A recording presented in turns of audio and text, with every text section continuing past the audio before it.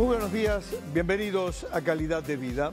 Esta mañana vamos a hablar de la trombosis, que es la coagulación de la sangre en arterias o venas y que pueden provocar, por ejemplo, el infarto agudo de miocardio, el accidente cerebrovascular, el ACV, una embolia y tantas otras patologías.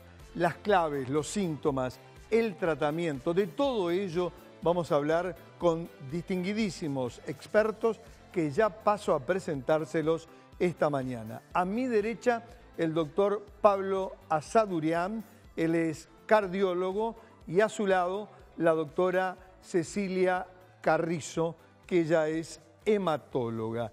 Ambos son integrantes justamente del grupo de trombosis que está especializado naturalmente en este tipo de patologías. Muy buenos días a ambos, muchas gracias por estar en Calidad de Vida. Doctora Asadurian, empiezo con usted. ¿Qué es la trombosis? La trombosis es una complicación que se produce en determinadas condiciones. Existen condiciones que favorecen esta situación dependiendo del sector del cual estemos hablando. Una cosa es la trombosis en el sector venoso, que me gustaría que lo encare más la doctora Carrizo, que maneja muy bien ese tema, y otra situación son las trombosis en los sectores arteriales. Casi siempre existe un factor provocador de esto. En definitiva, es la producción de un coágulo de sangre que termina dando la obstrucción de un vaso sanguíneo, que en el caso del cerebro será un accidente cerebrovascular, en el caso del músculo cardíaco será un infarto agudo de miocardio.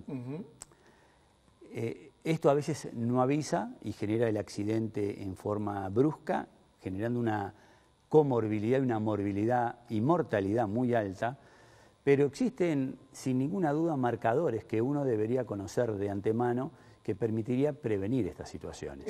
Me parece clave entonces, sin perjuicio que a veces se produce de forma abrupta el infarto agudo de miocardio o el accidente cerebrovascular, ¿cuáles son esos marcadores, doctor Asadurian? Porque es parte de la prevención. Sin ninguna duda. Primero, todos los factores de riesgo cardiovasculares conocidos, sí, como la diabetes, la hipertensión, el colesterol alto, el sedentarismo, la obesidad, etcétera, ya recontra conocidos y estudiados. Todos estos factores condicionan situación de riesgo para la trombosis, sobre todo a nivel coronario.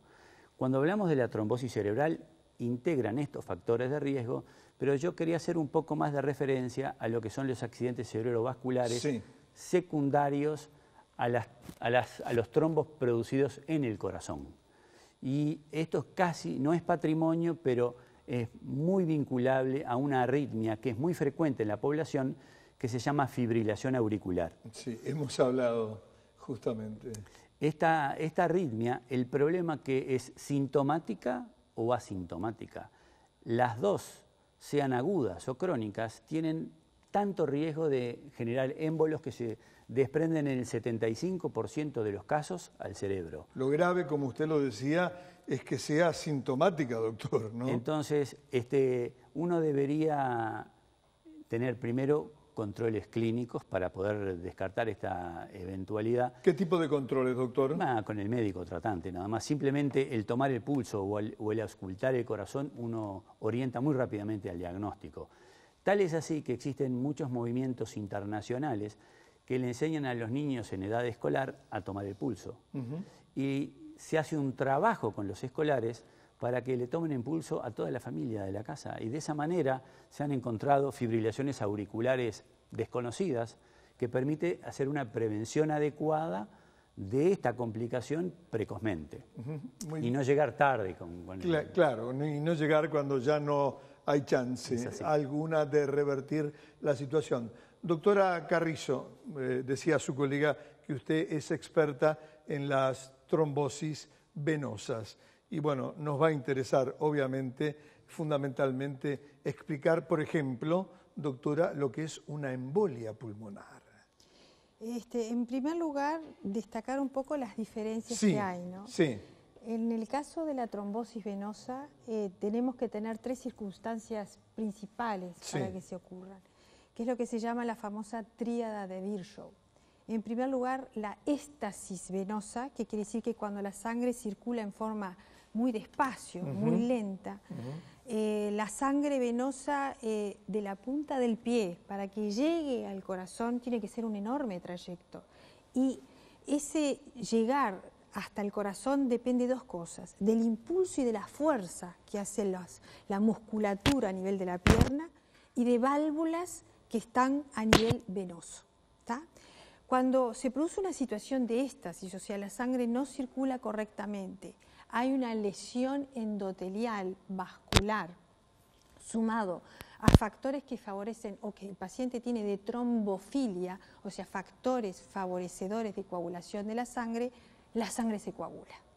Cuando nosotros tenemos una trombosis, sobre todo profunda, o sea, las venas más internas de la pierna, se puede desprender una porción de ese coágulo e ir hacia el pulmón, que es lo que se llama embolia pulmonar.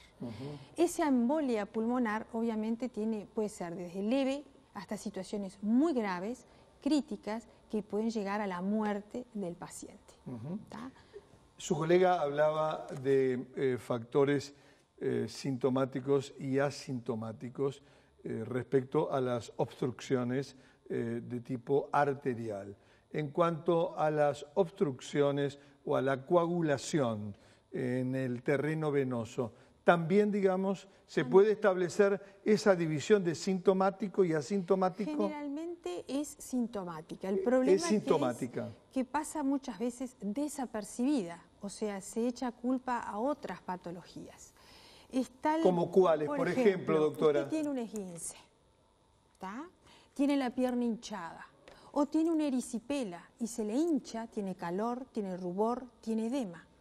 El paciente no consulta porque cree que es un esguince, le mandan reposo, que es un factor a veces gatillante, como le dije, está el éstasis, y el reposo gatilla. Gatilla, exactamente. En determinada grupo de población, y sobre todo cuando el paciente es mayor de 40 años, ese riesgo debe ser tomado en cuenta. ¿Tá? Si el paciente tiene una fractura, si el paciente va a ser sometido a una cirugía, si hablamos de una paciente embarazada, el embarazo es una situación muy particular, si el paciente va a hacer un viaje prolongado en avión. No olvidemos la situación de nuestro presidente, que la presentó. Ese es un tema muy, digamos, muy vigente, que mucha gente que nos está viendo y que tiene la posibilidad de viajar en avión debe pensar, bueno, esto a mí me pasa. Bueno, y sobre todo en viajes de 10, 12, 14 horas y más, porque si viajamos al continente asiático, estamos entre el avión y las esperas 36 horas. ¿Y ahí el riesgo aumenta, doctora? Sí, aumenta. Lo que sí hay que valorarlo en el contexto del paciente. Hay lo que se llama score de riesgo. El paciente tiene que ir a su médico y en base a una serie de criterios clínicos, el médico va a determinar qué riesgo tiene su paciente de eventualmente hacer esa complicación. Si es portador de varices, no es lo mismo. Si es un paciente mayor, no es lo mismo. Si es un paciente que ha tenido antecedentes familiares o personales de trombofilia ya conocidos. Si es una mujer, si está en terapia de reemplazo hormonal, si ha tenido una historia obstétrica sumamente tortuosa. Todos esos elementos hacen realmente al médico buscar y realmente de repente tomar medidas de prevención para evitar de que tenga esa complicación durante su viaje o durante su internación hospitalaria. Muy bien, han sido de una extraordinaria claridad los dos profesionales respecto a la trombosis disparadora del ACV, del infarto, de la embolia, de la trombosis venosa, de la importancia que tiene la prevención. Pero ahora, en el segundo tramo de esta entrega, vamos a hablar de las claves del tratamiento, con naturalmente nuestros invitados. Pausa y ya venimos. Acompaña es el único servicio de compañía brindado por enfermeros titulados. A todos nos ha pasado que cuando un ser querido se enferma, se genera un problema familiar, y es en esos momentos cuando nos damos cuenta que queremos los mejores cuidados para los nuestros. Es por eso que Acompaña le ofrece el único servicio de acompañantes con enfermeros titulados. Consulte y compare. Lo acompañarán y cuidarán mejor. Acompaña 0800 89 39. Ingresamos al segundo tramo de esta entrega de calidad de vida. Estamos hablando esta mañana de la trombosis, de la embolia pulmonar.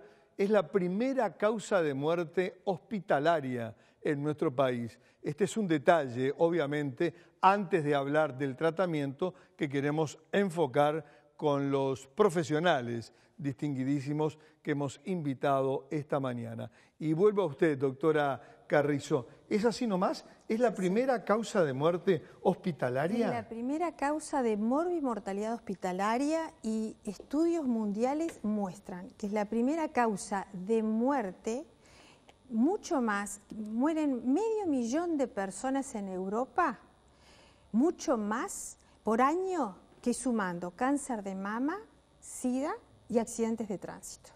En Estados Unidos mueren por enfermedad tromboembólica venosa más de 300.000 personas por año.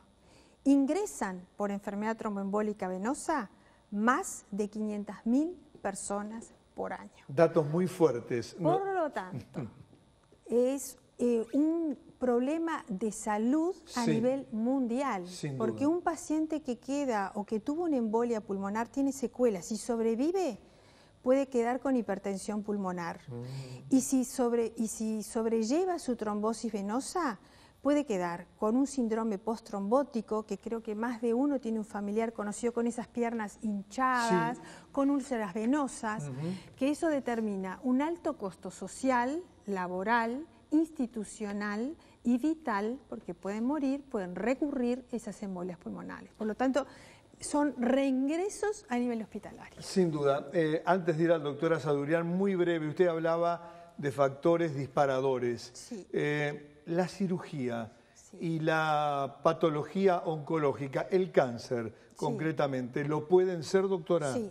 En la cirugía aumenta el riesgo. ¿Por qué? Porque el paciente que va a ser sometido a una cirugía tiene lesiones vasculares, se lesionan los vasos cuando uno va a operar y además el paciente está en reposo.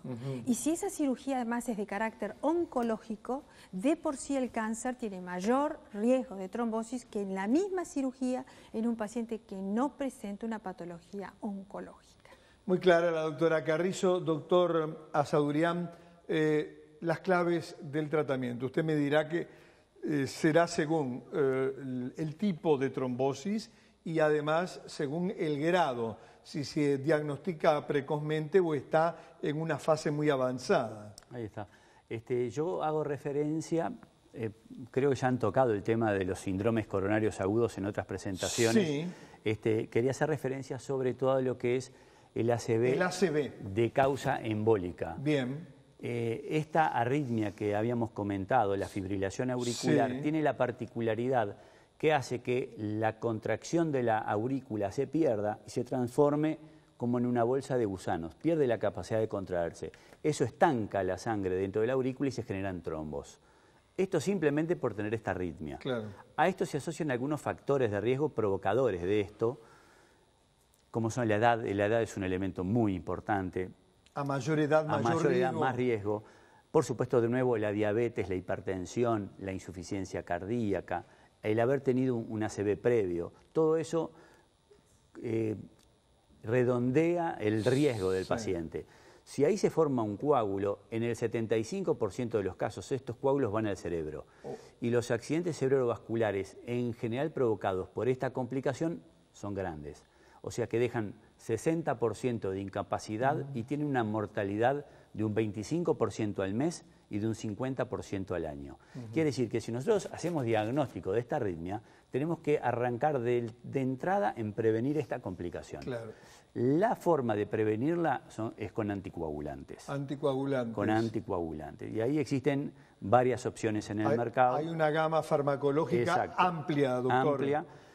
Todos son realmente muy buenos, pero lo importante es indicarlos adecuadamente, elegir el mejor para cada paciente. No todo es lo mismo para todo el mundo. Por supuesto. Y bueno, eso es trabajo del médico tratante. Sin duda. Además, doctor, vamos camino, no sé si en este aspecto también y en estas patologías también, pero cada vez más a una medicina personalizada. Es que tiene que ser así. Tiene que ser así, doctor. Hoy día existen guías y pautas terapéuticas realizadas a nivel nacional y a nivel internacional, pero estas son pautas, dan lineamientos. Y no todos los pacientes entran dentro del paciente que está en la guía. Claro. Entonces uno tiene que ser muy cauto y elegir con claridad y objetivamente lo que parece mejor para cada paciente. Y el otro aspecto insoslayable es la adhesión del paciente al tratamiento. Absoluta. No hay porque se está jugando la vida. ¿O no? No hay ninguna... Es indiscutible, ¿verdad? Es indiscutible. Con respecto a los tratamientos anticoagulantes, sí, existen nuevos anticoagulantes orales que tienen alguna facilidad en su utilidad, comparados con aquella viejo anticoagulante, la warfarina, que también resulta muy, muy bueno. El punto es utilizar el que uno esté más habituado. La opción económica importa porque los nuevos anticoagulantes son un poco más caros, pero todos son realmente buenos para esta patología. Además del tratamiento de la cardiopatía que tenga el paciente, ¿verdad? Muy bien, el tema da para más, los vamos a volver a invitar. Lo de hoy ha sido realmente estupendo, le tenemos que agradecer muchísimo el conocimiento que nos han brindado doctora Sadurian y doctora Cecilia Carrizo, lo valoramos realmente, y la teleaudiencia también, por esa transferencia que decimos siempre se opera entre ustedes y ellos, de conocimiento. Nosotros nos vamos a la pausa, pero ustedes no se vayan porque todavía queda un poco más de calidad de vida.